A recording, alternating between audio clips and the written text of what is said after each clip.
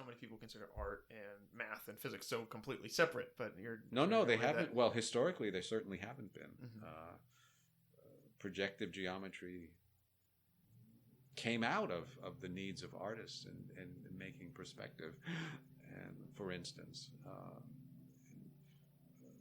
some developments in optics were also spurred by artists and artistic needs, and photography, of course. There are many examples where what you could call it science or you could call it art, but where the opportunities opened by technology have led to new kinds of artistic expressions and vice versa. Electronic music. I think there are lots of opportunities too, now being opened up by our better control of the world. So, I mean, a lot of people, when they do art, is usually considered something heartfelt, something that they're trying to communicate. Where do you think that line is between doing a proof using projective geometry and having some kind of actual heartfelt message thrown as well, art? It doesn't hurt the feelings of your heart to draw things that look like the actual world. So these are enhancements. They're not constraints. I mean, more tools to use. They're tools to use. Yeah, exactly right. Yeah. Ways in kind of a similar vein, what do you say about something like literature? I mean, GTP3 can only take us so far in kind of writing books. Well, but there's going to be GTP4. Yeah. 1 trillion free parameters.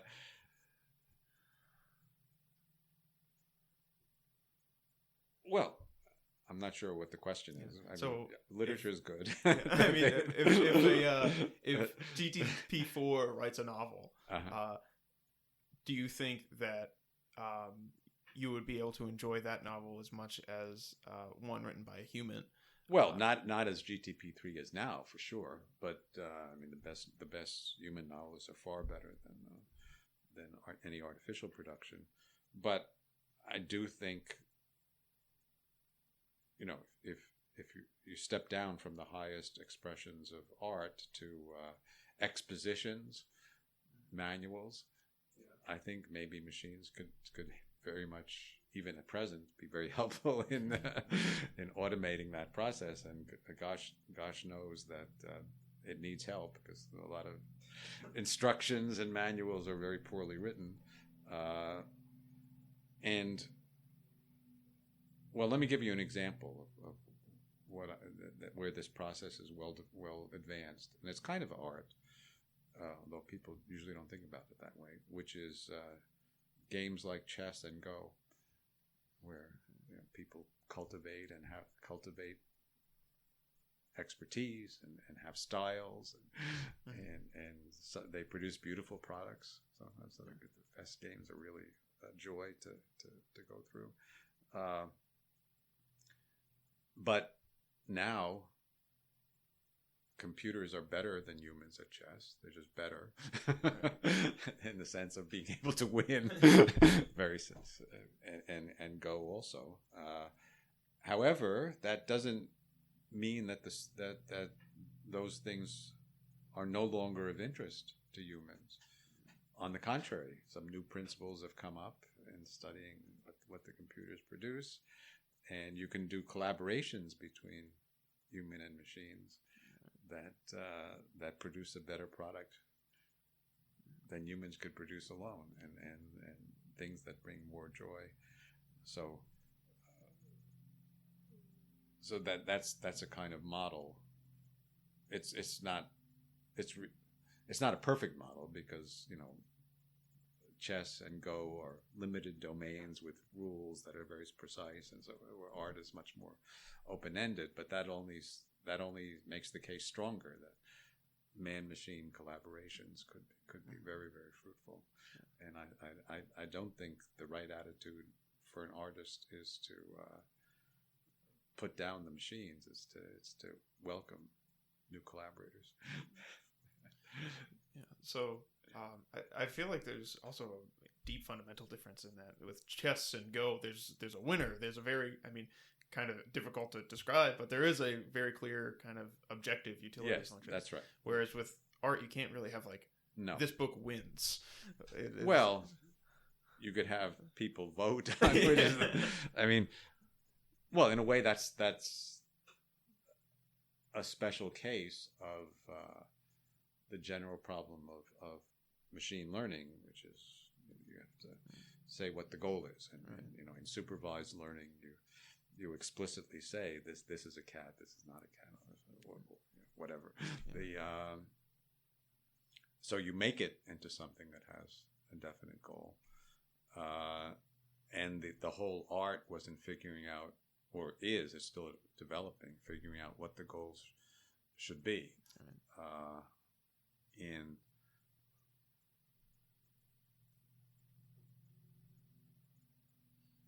There's a certain amount of arbitrariness in that, so it's not a rule-based game, Right.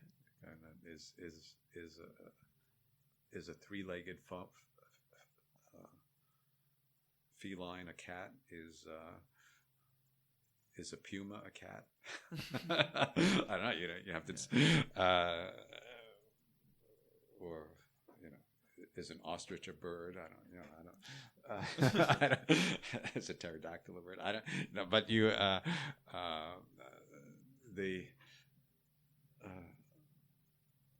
but you could it would be arbitrary, but you could set parameters. You could propose artistic objects to an audience and have them vote on which ones they like. And in fact, that's a parody, but I think something like that will have to be part of the process of having machines produce artistic products. They will have to, at least at first, until there's an audience of AIs, they will have to somehow get into the mindset of what an audience will appreciate. That's the criterion, right? Do you have any idea what like an objective scaling of art would look like? Well, you put things up for auction and see how much they fetch. I mean, like going into the free parameters of that AI that has learned what is going for higher, what is going for lower. Do you think that there would be any kind of variable that would be in there? Any kind of knob that you could turn to make your art objectively better, or kind of manipulate that? Okay, I'm not sure I understand the question, but the great thing about neural nets is that if you just give them labeled data, Right. they figure out what Right. what the underlying parameters is. I mean, that's a caricature, but that's the basic structure of it. So now a more profound question, which may be what you're getting at, is should the audience, I mean, in the case of art, should it really be left to the audience? And which audience? Right. Now, for instance, I mean, very specifically, for instance, I think many of us would agree that there was an efflorescence of particularly beautiful and lasting music in coming out of Vienna and that culture around 1800, a little bit before and a little bit after, and then earlier with some of the church music and Bach in particular earlier. And that was made for a very particular audience, an audience of aristocrats, amateur musicians who played the stuff and had a very sophisticated understanding of music. Whereas today, the audience for music is very different, and certainly if you look at what's commercially most successful, it's no longer Bach. It's no longer Bach, and okay.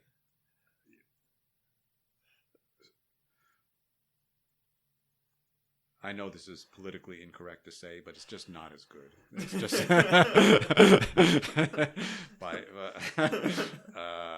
it doesn't go as deep. It doesn't stand up to scrutiny. There are different layers. You can't go. You can't. The more you engage it, whereas with the classical music, the more you engage it, the more you find, and with popular music, it tends to be just the opposite. It gets exhausted if you then. So having the right audience can be very helpful, but it doesn't have to mean you could have different kinds of artistic products for different audiences. That's and you can objectify that some class of audience rates this higher than that, but you can't really compare. There's no general intelligence for all music. Well, you can't really compare. You can't say, well, this audience is better than that audience, even though I just did. Well, you said the music. You didn't say the audience.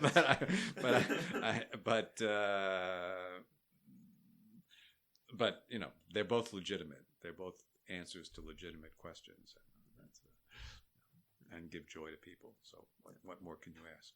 Right.